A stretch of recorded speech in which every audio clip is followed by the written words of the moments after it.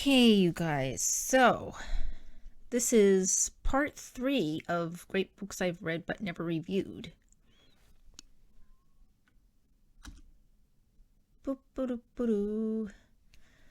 So,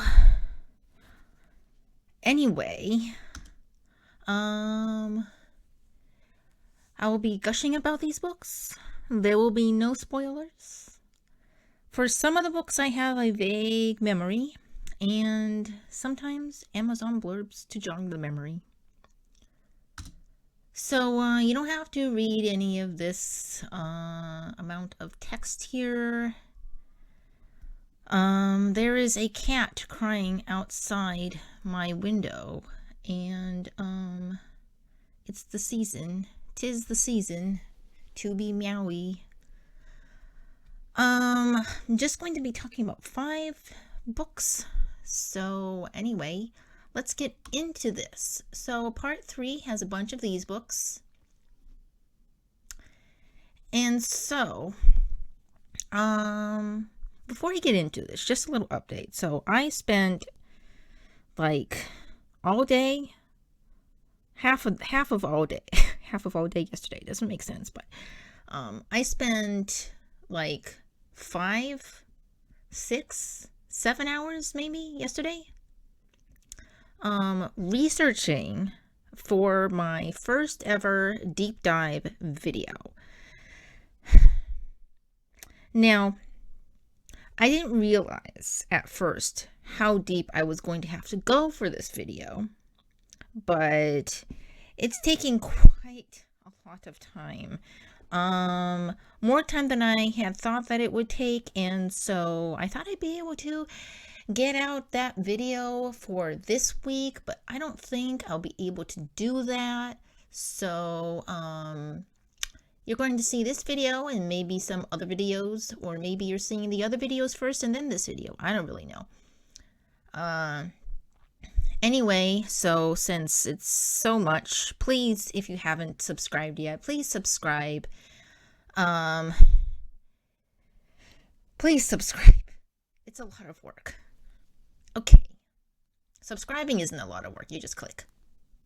But the research, oh my gosh. It's a lot of work. So let's get into some books. Let's talk about some nice books.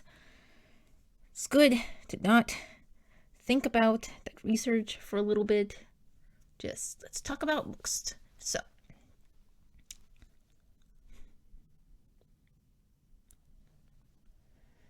now the first one is Water for Elephants by Sara Gruen. And this is a book that I found on my own, and I got it on a whim. I thought, it sounds interesting. It's a gritty book with a circus. That sounds interesting. And this is the book that got me hooked on the circus setting for books. So there are certain settings that I like in books. One is the circus setting, and one is the seafaring setting. Those two settings I really like. So this is the blurb from Amazon. It says, Jacob Janowski's luck had run out. Orphaned and penniless, he had no direction until he landed on a rickety train that was home to the Benzini brothers' most spectacular show on Earth. A veterinary student just shy of a degree, he was put in charge of caring for the circus menagerie. It was a Great Depression, and for Jacob, the circus was both his salvation and a living hell. There he met Marlena, the beautiful equestrian star married to August, the charismatic but brutal animal trainer. And he met Rosie, an untrainable elephant who was the great hope for this third-rate traveling show. The bond that grew among this group of misfits was one of love and trust, and ultimately it was their only hope for survival. Now, that doesn't say anything about what reading this book was actually like. This book begins with Jacob Janowski as an old man in a nursing home. that was very unexpected to me because I was already expecting from the start somebody running away to the circus. But that wasn't the case. It starts off with this old man in this nursing home, and he's talking with someone, and they're talking about giving water to elephants or something, and he was like, I know the truth. I know what it's like to give water for elephants. I know the truth of that. And then we get this sort of story of his story of when he ran away to the circus. And he runs away to the circus, but he's not particularly, I mean, I think maybe his parents had passed away or something like that. But he's not like living on the streets. Somebody was caring for him, and that's why he was trying to become a, that's why he was at this college or something. And it starts off with him not really liking his life, and then he sees this circus has come to town, and so he just decides to get on this train to the circus. And I think he sees Marlena, and he's immediately taken to her, so he sees her show, and then he sort of like in pursuit of her, he gets on this circus, and then he finds out that she's actually married. And the story I remember was there were sort of sections of Jacob as an old man, and then like little bits of him as an old man, and then we're back into the past with all this exciting stuff going on. And I remember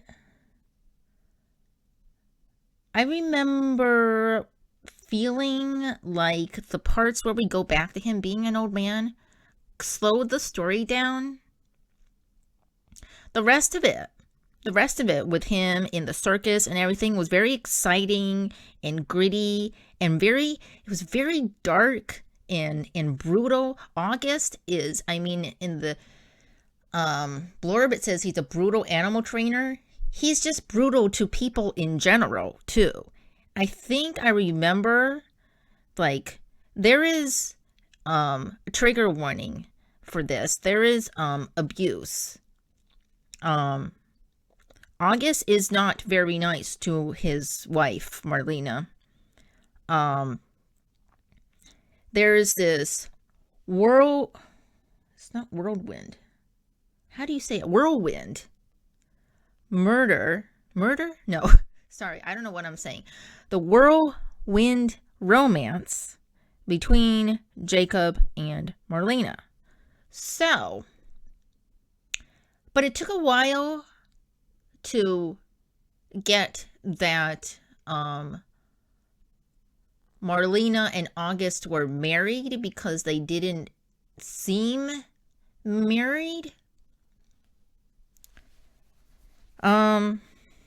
It was also really interesting to learn about how these train type circuses were like, because obviously Sara Gruen did her research. Apparently she wrote this as a National Novel Writing Month challenge in the beginning, and then it turned into a book. And I remember when I was reading this, I had just gotten into the nano challenges, and I thought, hey, you really can make a book out of a nano challenge. Maybe I'll think about that.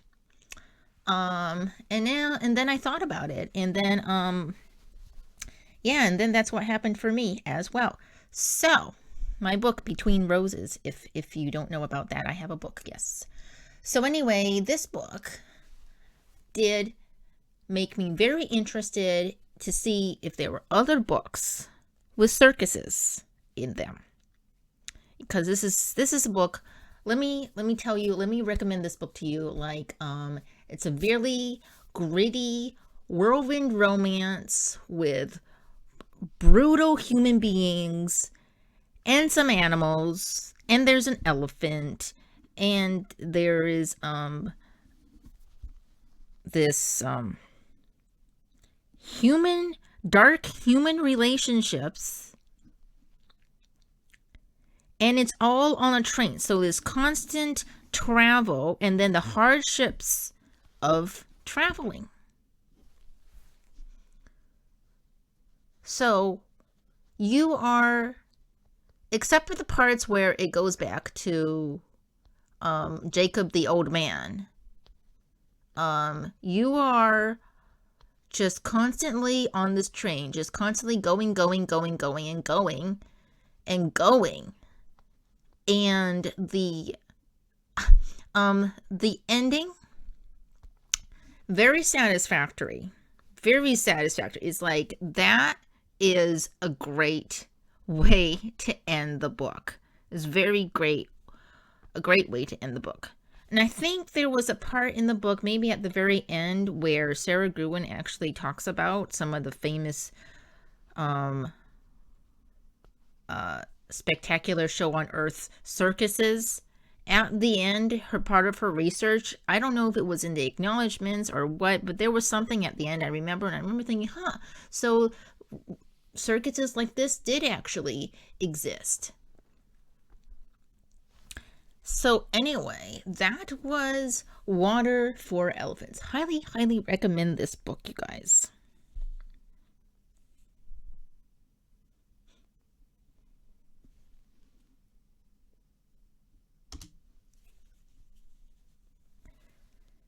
Next, we have Miss Peregrine's Home for Peculiar Children, Hollow City and Library of Souls. Now, I want to tell you, though this Amazon photo shows the box set, I did not get the box set. I got Miss Peregrine's Home for Peculiar Children, and then Hollow City, and then Library of Souls. I got them individually. And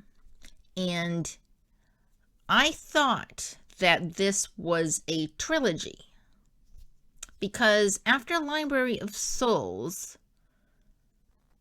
I don't think there wasn't another book for quite some time, or I didn't hear about it or know about it.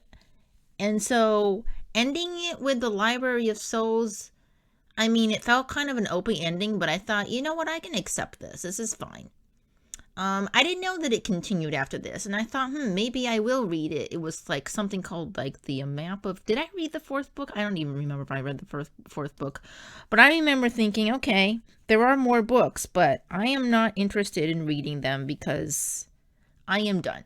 Do you ever have that where you read a book series and you think, oh, this is just a trilogy, and then like 5 years later you get like the fourth book and you're like, no, I feel done, so I'm not gonna read it. Because that's what happened to me with this. I don't know, maybe I will read the other books someday, but I feel like I might have to reread the series over again to remember what happened. I don't know, maybe I don't need to. So, this one, I have I forgot to add it, that it said I have this, quote, not quote, I am blurb from Amazon. The blurb here is from Amazon. Also, I have a quote from the book, and the reason I put the quote from the first book, the first paragraph from the first book, the opening paragraph from the first book, is because that's what made me want to buy the book. So first thing off the cover of this little girl floating, I thought, interesting, weird things. Okay, that seems interesting and weird, and I like interesting and weird things, so I'm going to check this out. And this is the first paragraph. I had just come to accept that my life would be ordinary when extraordinary things began to happen. The first of these came as a terrible shock and, like anything that changes you forever, split my life into halves, before and after. Like many of the extraordinary things to come, it involved my grandfather, Abraham Portman.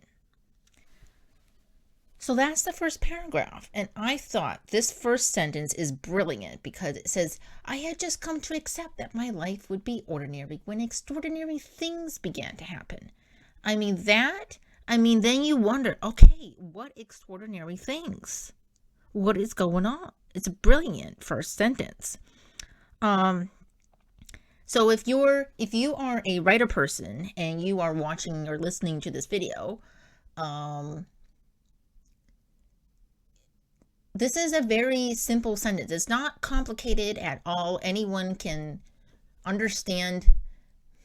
I don't know anyone, but most people can understand this first sentence.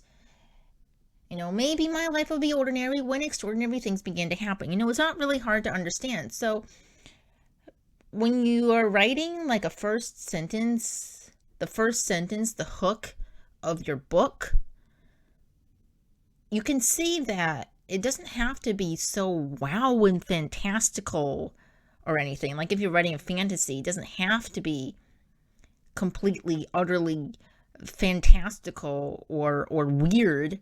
It can be simple like this. Enough to grab someone's attention. Just enough to grab someone's attention. Because then you wonder, what extraordinary things? And then the good thing about this paragraph is that it introduces another person, Abraham Portman. And then when you look at the next paragraphs, it talks about Abraham Portman. So I am now realizing that the main character of this story, his name is also Jacob. That's interesting because the previous book, Water for Elephants, main character was also Jacob. Interesting. So here's the blurb. When a devastating family tragedy propels 16-year-old Jacob on a journey to a remote island off the coast of Wales, he stumbles upon the crumbling ruins of Miss Peregrine's home for peculiar children. As he explores the abandoned rooms, he uncovers a chilling truth. These children were not just peculiar, they were potentially dangerous, and they may have been quarantined for a reason. Trapped on this desolate island, their supernatural abilities and the mysteries surrounding them deepen. Impossibly, they may still be alive, their existence defying the laws of time and nature. Okay, so I remember something about this book in the beginning. I remember that, okay, it starts off with Jacob talking about his grandfather, but then it goes into Jacob's like part-time job at a supermarket or something, and I remember thinking, I thought we were going to get into extraordinary things, but we're not. We're just kind of going about our ordinary life. Like, what is going on? This is kind of boring. That's what I thought. So the beginning to me felt a little bit slow, I remember. And then going into it, it starts slowly, gradually picking up. It's kind of like it's a steady pace. I think it was around the part where he actually meets the children that it starts getting a little more exciting, because you see all these different abilities that these children have.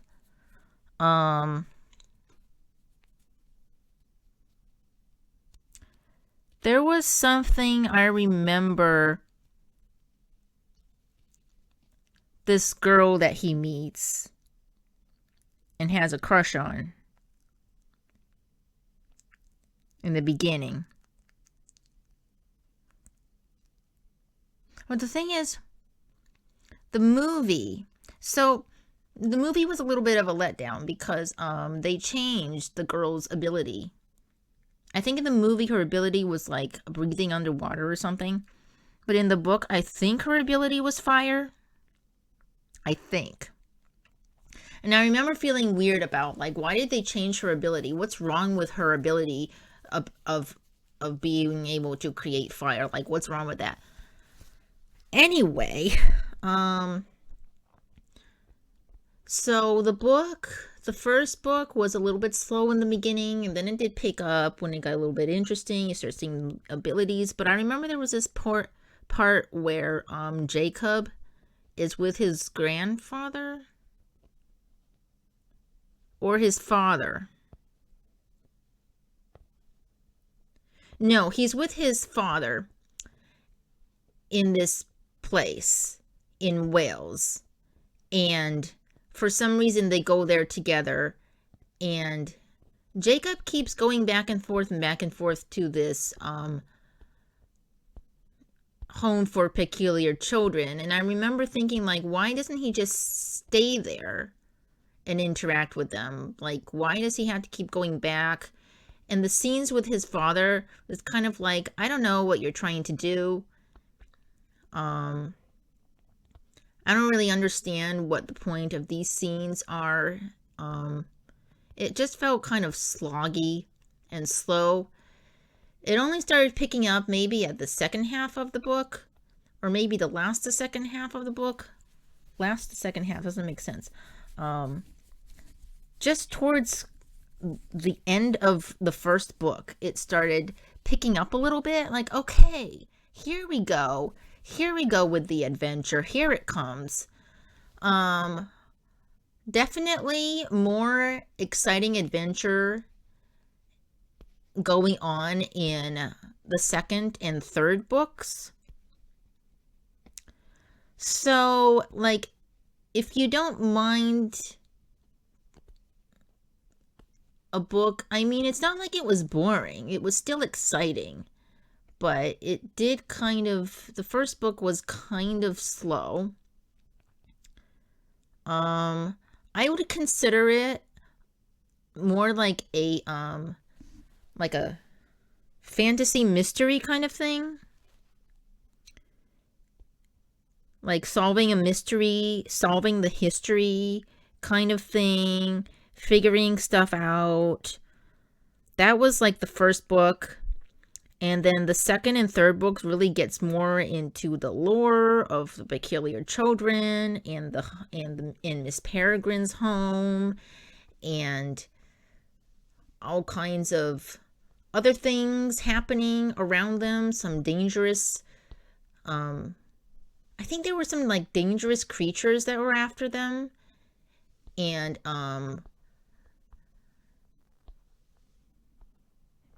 so, and there was the sort of dangerous creatures, adventure, fighting bit happens not so much in book 1, I remember.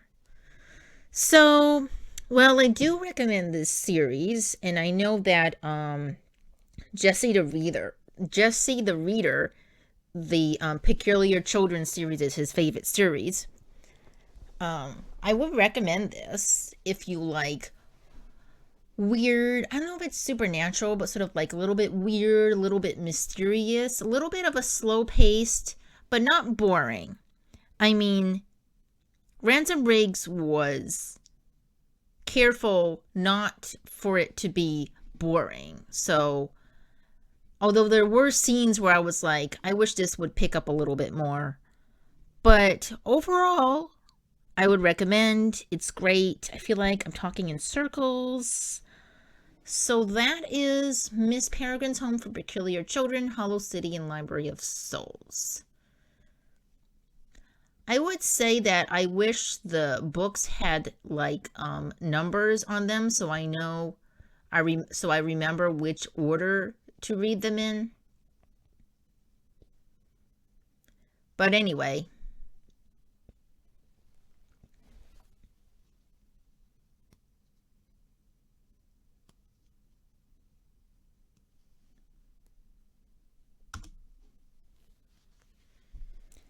Okay, the next one is his Dark Materials trilogy. So this photo is from Philip Pullman's own website because these are the cover versions that I own. I used to only have the cover version for the Northern Lights one, the Golden Compass, the first one. And the other two were different, so I bought the other two. Yeah. So this is the blurb from Amazon. Lyra is rushing to the cold far north where witch clans and armored bears rule. North, where the gobblers take the children they steal. Where the gobblers take the children they steal. where the gobblers steal children. This is weird. Including her friend Roger. North, where her fearsome uncle Azrael is trying to build a bridge to a parallel world. Can one small girl make a difference in such great and terrible endeavors? This is Lyra, a savage, a schemer, a liar, and as fierce and true a champion as Roger or Azrael could want. But what Lyra doesn't know is that to help one of them will be to betray the other. So I feel like this could have been a bled or blurb.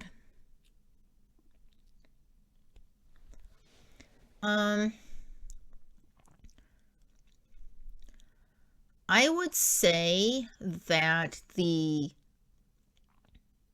subtle knife throws you for a loop. So if you've read these books, you know. If you read these books, you know. But Northern Lights was really about Lyra and her uncle Azrael, and her friend Roger, and also this lady called Miss Coulter. And demons. And you're just introduced into the world of Lyra with these demons. They're like shape-shifting sidekick animals that when they're children, when childhood is when the shape just keeps shifting, but then once you start reaching adulthood, the demon will have like a would have finished shape-shifting or find the shape that most reflects the human. It was something like that. So that's pretty interesting. I thought reading that like, I want an animal sidekick too. That sounds like fun. You can talk to them too. They talk, which is fun. I can't remember if the demons of other humans can communicate with other humans.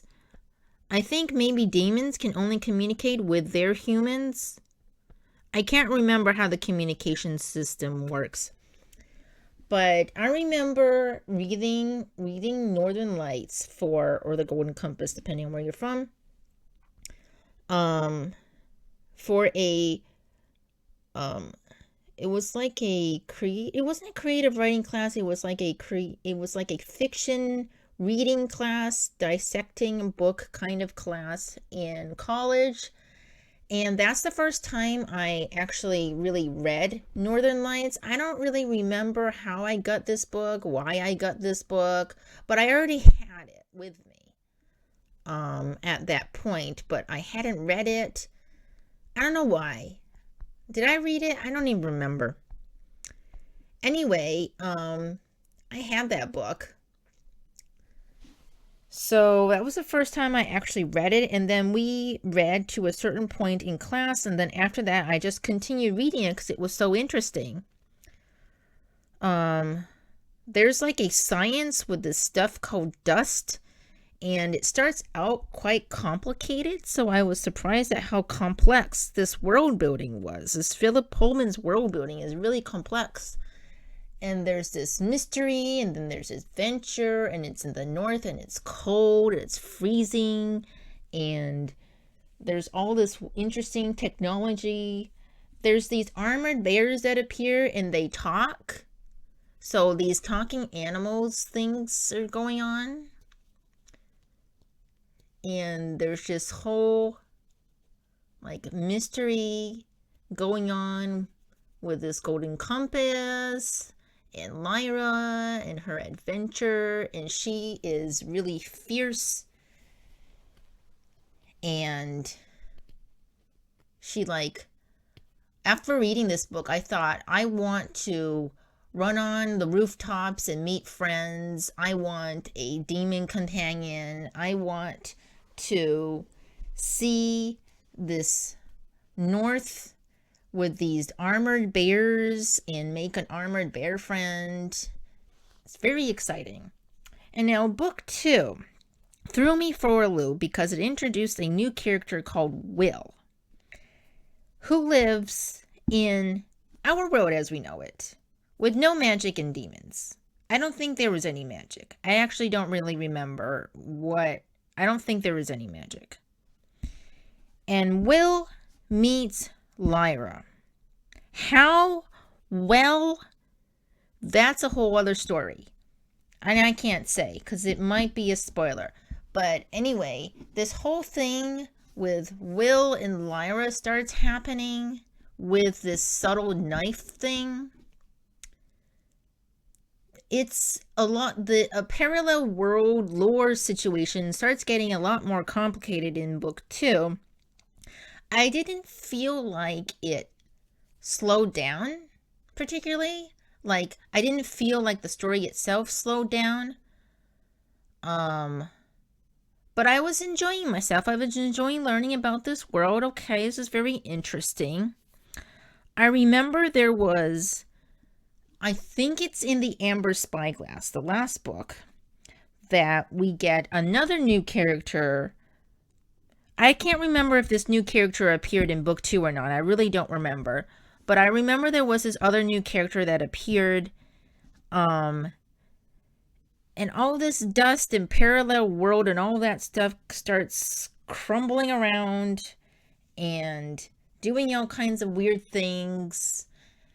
And it was just so complex. So complex. I remember there were times where I had to read over a passage because I didn't really understand what was going on. And what, like, there are times when the world building in a book is really, really complex, but then you have these moments where the character explains it or the character rephrases it in simpler words. That didn't happen very often because Lyra is very smart. She's smarter than me, I think, because I didn't understand what was going on with this dust stuff. But eventually, you're like, okay, you just accept it. This is the reality. There's dust and worlds and stuff going on. There's demons, and this is how it all works. Okay, you just accept it. You move on. What I focused on reading it was Lyra's adventure and finding, trying to find her friend Roger to get him back, and then trying to do something about her uncle, and then there's this Miss Coulter thing going on. And then there's these armored bear things going on. And then there's Will. And then there's more stuff with more parallel worlds. But just going on her adventure, just following her along. Eventually, I thought I would understand, I think. And it was very exciting. And as for the ending, was it worth it getting this trilogy? At the end, did I think it was worth it? Oh, the ending really gets you in the feels. I think, yes, it was worth it. So, well, you don't have to take my word for it. As for the movie, I wish that the first one with Nicole Kidman would have continued, and I don't know why they didn't. I've heard speculations, like theories and stuff, about why the movie with Nicole Kidman didn't continue. Because I don't watch Netflix. Because I don't want to subscribe to another thing. But I wish they would make a movie, another movie, because the thing with Nicole Kidman as Miss Coulter was just absolutely perfect. And I wish, I can't remember who was the girl. Was that Dakota Fanning? I can't remember. There's two girls that look like Dakota Fanning, and I don't know which is which and who is who and what is what. Anyway,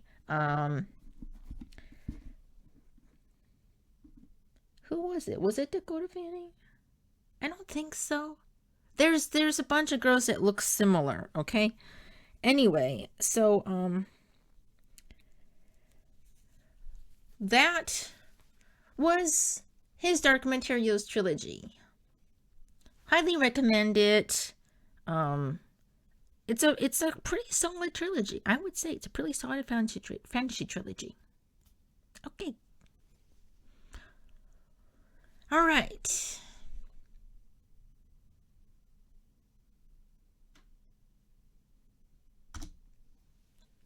Next, we have, here it is, another circus book. I thought, okay, I read Water for Elephants. Let me read this other circus book, The Night Circus. This must be another circusy book. I will probably like it. But many people like this book, but I'm in the camp of people who thought, it kind of flopped a little for me. Basically, the blurb was quite misleading for me, and I think that's why it flopped. It started out magical and interesting, and then it just kind of flopped for me. There were a lot of moments in the story where it's a new chapter, but it's just about some tent in the circus. You're suddenly being told about this thing. It just felt like Erin Morgenstern was saying, oh, look at this fun lore thing I created. Here you go. Some people like those interjections. I did not enjoy it. I was like, why do I need to know about this? And it doesn't appear in the story. Like, you're told about this mystical, magical tent. This thing in the circus. And you never hear from it again. There was also this other character called, what was his name? Benjamin or something like that. And I didn't know, he was like someone who went to the circus, but I didn't know why I was being told about him, because he didn't really have a role in the overall plot. Like, I don't know what is going on. I was very confused when it was his POV. I thought, okay, maybe I'll eventually understand. Like, it's all going to come together in the end. For me, it didn't really come together in the end. So this is the blurb on Amazon. The circus arrives without warning. No announcements precede it. It is simply there when yesterday it was not. Within the black and white striped canvas tents is an utterly unique experience full of breathtaking amazements. It is called Le Cirque des Rêves. I don't even know how to say that. And it is only open at night.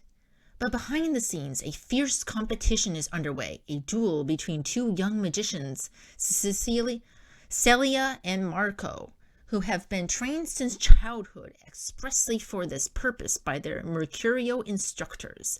Unbeknownst to them both, this is a game in which only one can be left standing. Despite the high stakes, Celia and Marco soon tumble headfirst into love, setting off a domino effect of dangerous consequences and leaving the lives of everyone, from the performers to the patrons, hanging in the balance. So that sounds very exciting, right? But it wasn't like that at all for me. It wasn't like that. There was no... Okay, so there was a competition that starts at some point in the story, but it took so long to get to that point where the competition is actually starting. They say a duel between two young magicians, and I was imagining them facing off with each other in a series of competitions in games, but in between those games, they would meet and talk and fall desperately into love, or something like that. That's what I was imagining, but that's not what happened at all.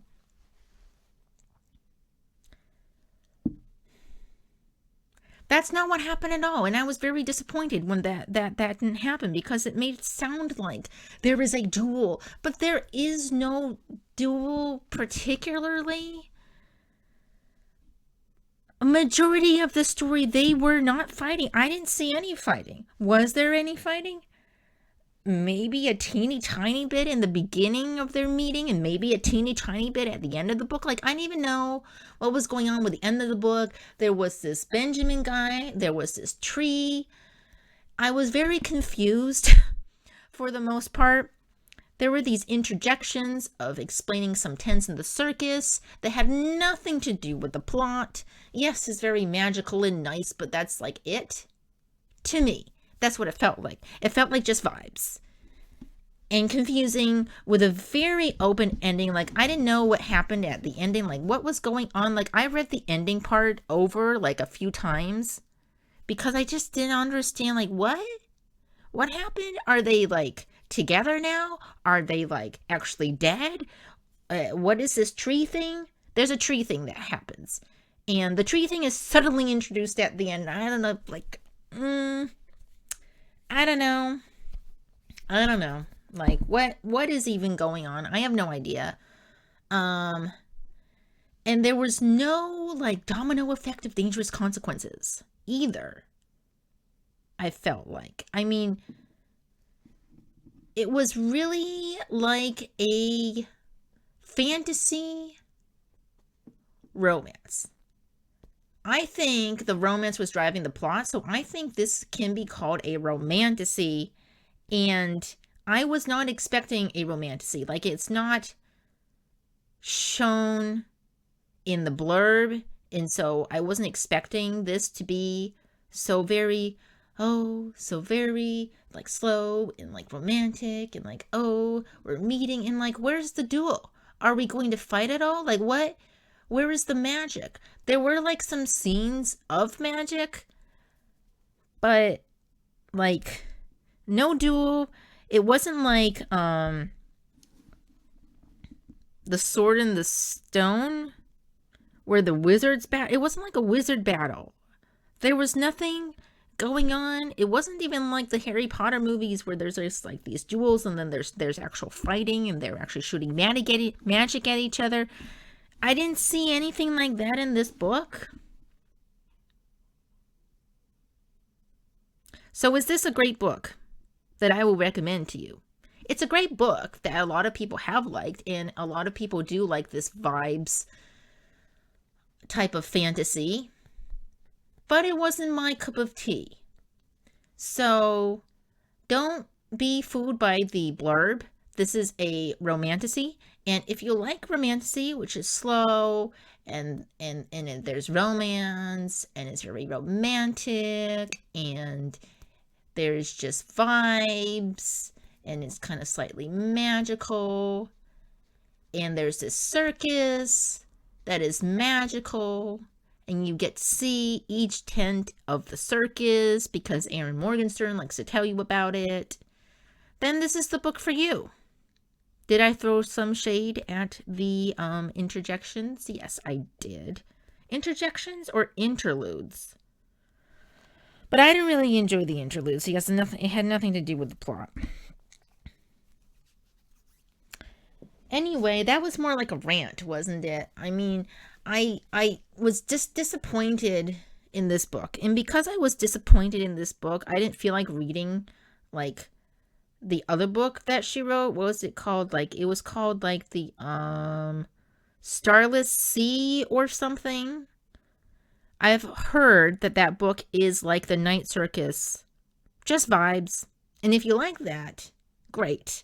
But if you don't, and I don't think a book that is just vibes is for me, so I'm probably not going to read it.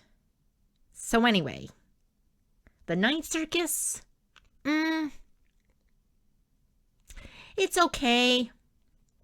I think I rated this. Would I rate this? What would I rate this today? Like, today I would probably rate it like a 3-star out of 5. I mean, it was okay. I don't think it's a 2.5. It's not like a bad book. I didn't hate it. It was just kind of disappointing. There are some magical, interesting moments that stick out in my mind, so I guess I kind of liked it. Anyway.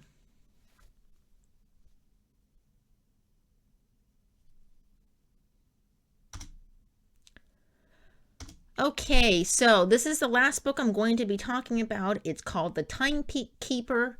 The Timekeeper by Mitch Albom. Albom? I want to say album, but it's not. It's Albom. Albom? This one gave me flashbacks of The Alchemist by Paulo Coelho, and it was a little difficult. But by the time I read this book, I was over 20, and I understood it a little bit more. I read The Alchemist when I was, like, in junior high, and that was not a good idea. The only thing about this book was I remember I didn't get why these characters were important to the plot. But maybe that's the point. So here's the blurb from Amazon. In Mitch Albom's newest work of fiction, the inventor of the world's first clock is punished for trying to measure God's greatest gift. He is banished to a cave for centuries and forced to listen to the voices of all who come after him, seeking more days, more years. Eventually, with his soul nearly broken, Father Time is granted his freedom, along with a magical hourglass and a mission. A chance to redeem himself by teaching two earthly people the true meaning of time. He returns to our world, now dominated by the hour counting he so innocently began, and commences a journey with two unlikely partners. One, a teenage girl who was about to give up on life, the other, a wealthy old businessman who wants to live forever. To save himself, he must save them both and stop the world to do so. So this was a very philosophical book. It really gave The Alchemist with a hint of fantasy. It begins with Father Time in this cave, and I think it begins with a little bit of time, a little bit before that, of when he creates time. And then that's like the prologue, and then the first chapter begins with him in this cave and being given this mission. I think it's the first chapter. He goes down into the world, but it's sort of like, kind of like dreamlike. It really gave me The Alchemist, sort of like dreamlike. There's not really much of a setting. You don't know where you are, really. I didn't. And these two characters appear. I can't remember if we get their POVs, but I do remember distinctly thinking, why these two? Like, there were so many other people in the world, apparently, but it's just these two for some reason. Is there some connection that I'm not getting here? Is there something going on that I'm missing? I felt like I was missing something the entire time I was reading this, and it was just, there was lots of like really boring moments. I felt bored reading it. Talking about just these lives of this teenage girl and this old businessman. Maybe it was in their POV or not, but I was very confused, and I thought, okay, maybe it's gonna all come together at the end. By the end of it, there's this fantasy moment where the characters go into some kind of place or some kind of thing, and it's swirling or something. I don't know if it was a portal or what it was, but there was something going on. Maybe it has something to do with the hourglass. I can't really remember. I also don't remember what this hourglass did, if it did anything. I think they might have stopped the world. Stop time at some point. I don't really know. Was that at the end? This book kind of went by like a dream. It really did. And did I like it? I don't know. It might be worth reading again. Maybe. It's a little book. It's a little book. I wouldn't say it's a short book, but it's a little book. So I thought, okay, this is a little book. I'll just, it'll be a quick read. It wasn't really a quick read. It was kind of sluggish for me. Would I recommend it? I don't know, because I think I can only recommend it if I read it again. Apparently a lot of people like this book and thought it was very good and very interesting. So, yeah. The Timekeeper by Mitch Albom. I remember I got this book because I thought, oh, this sounds interesting. It's about Father Time. I've never read any books with Father Time in it. And it's got some magical hourglass. Okay, that sounds interesting. So I thought, I get it. And I kind of got it on a whim. I didn't really open the book and read it or anything. I don't know if I could, if there was plastic on it or something. But, yeah. So I just got this book. I thought I would just get this book and got it, and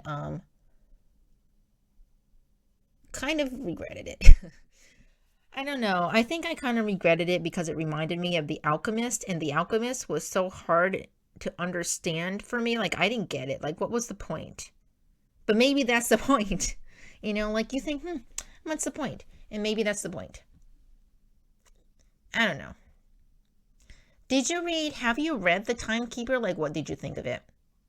If I just ranted about your favorite book, I mean, that's my opinion.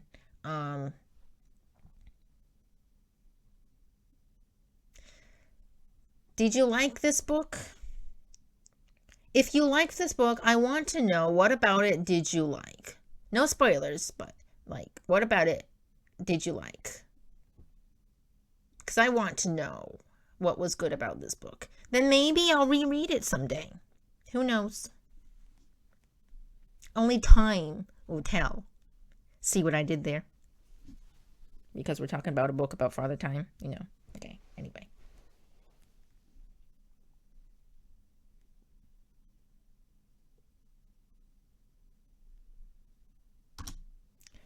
Okay, now we're finally towards the end of this three-part series. So, just some other books that were worth mentioning. One is Sophie Kinsella's books. I went through this phase in college of loving anything by Sophie Kinsella after reading 20s Girl. I would impulse buy all her books. I thought it was just such hilarious rom-com. I don't really read rom-com, but Sophie Kinsella is just hilarious.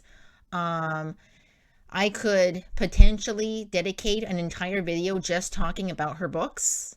I've read so many of her books. I even have one right now on my TBR called The Party Crasher. I'm excited to read that one.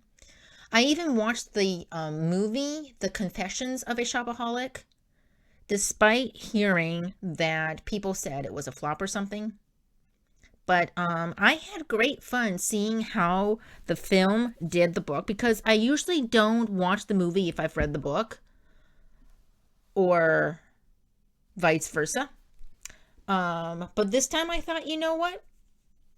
Why don't I rent it and watch it? So I did, and I enjoyed it. It was a fun time. Not particularly memorable, but it was a fun time. And that's what matters, right? Now, the other one I want to mention is called The Chronicles of Crestomanci. I wasn't sure about putting it on the list because I said in the beginning of the video, or I said in the slides in the beginning of the video, that I didn't include middle grade books. I'm not sure The Chronicles of Crestomanci is considered a young adult or middle grade.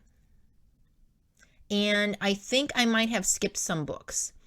So there are the Chronicles of Crestomanci is like, I don't know how many books is in the series, but I don't know why, but my mom used to get these books for me, and she would get them out of order, and we would always read them like kind of out of order, and I don't know why, but it never felt like weird. I don't know what we were thinking, but anyway, we were reading them together. So yeah, I like The Chronicles of Crestomanci. And the last one to mention is The Labyrinth by Kate Moss. Labyrinth by Kate Moss. And Moss, I think. This was my introduction into historical fantasy fiction type of stuff.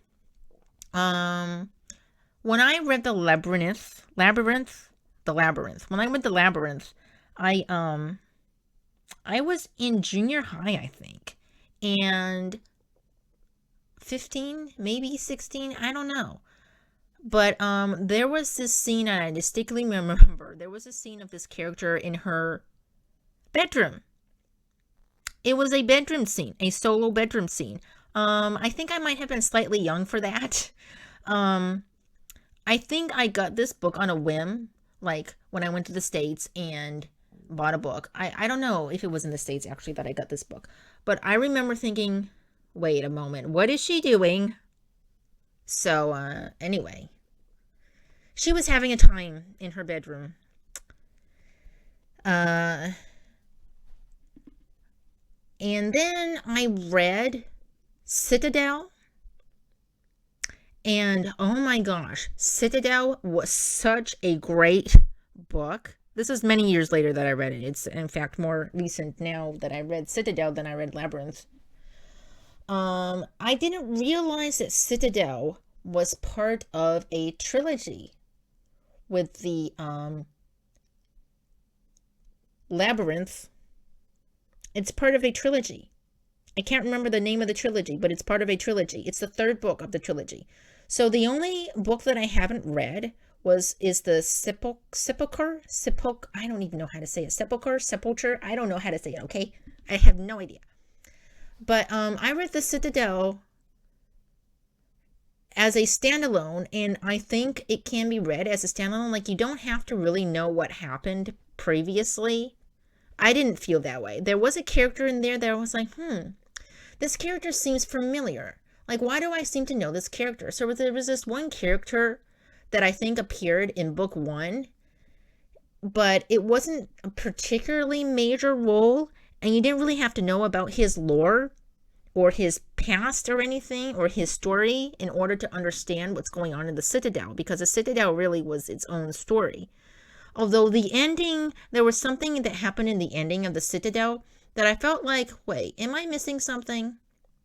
But it didn't feel like I was missing too much in order to understand what was going on. Like, it was okay that I hadn't read the second book.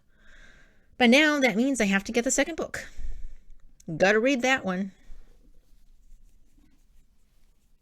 So those are the other books worth mentioning here in this list of the great books I've read in the past. I don't have any middle grade books in this list because that's a whole other story. I have so many middle grade books that I liked, that I have read in the past. A bunch of series. I did read a lot of series, middle grade series. I had more time to indulge in like an 8-book or 7-book series when I was younger. When you're a kid, you got time on your hands.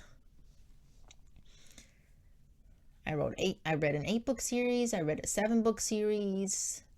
I was reading, I tend to read series out of order. I don't know why I was doing that. I didn't even realize that it had an order. I mean, like, it didn't say book 1 and book 2. Like, the Chronicles of Crestomonte, I gotta say, it didn't say, like, book 1 and book 2.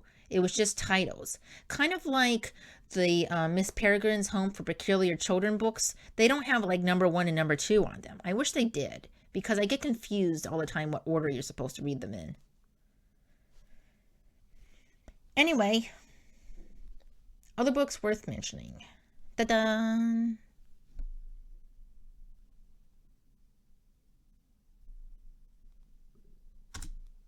So, that is the end. We have come to the end of this 3-part series of great books that I've read but never reviewed. The time before my time on social media for most of them. I mean, the ones that I read, like The Timekeeper, I read in college. I was already on social media, but I wasn't on Instagram. I didn't start Instagram until 2019, which wasn't so long ago when you think about it right now. Though it does feel like a long time ago. I feel like time flies, but not really these days. Feels weird. Anyway, which one of these books do you want? What are your favorite genres? What do you like to read? What books have you read before your time on social media? If you had a time before social media. Or if you had a time before joining Bookstagram or Book Talk. What were some books that you were reading? What are some books that you have read but never reviewed? Tell me about them in the comments. No spoilers. I don't mind spoilers, but other people might. So let's keep it spoiler free for other people. Okay. Well, that is the end. Please subscribe if you haven't already. I would love to have you on board, and I actually have a Discord server that I might link in the description. So we can talk about books over there too if we want to. I will be sharing my books, my book recommendations, books I've read, book recommendations, books on my TBR, books on my wish list, and we can talk about movies if you want to talk about movies. And then you can invite people, and I don't have anyone on that server as of this point, so you need to be my guinea pigs and join the server so I can see how it actually works. I've never created a server before. I'm in a lot of them, but I've never created one, so we're gonna see how this goes. So anyway, that's the end of the video. I hope you have a lovely rest of the day. Please keep hydrated, and you will hear me in the next video. The fox is out.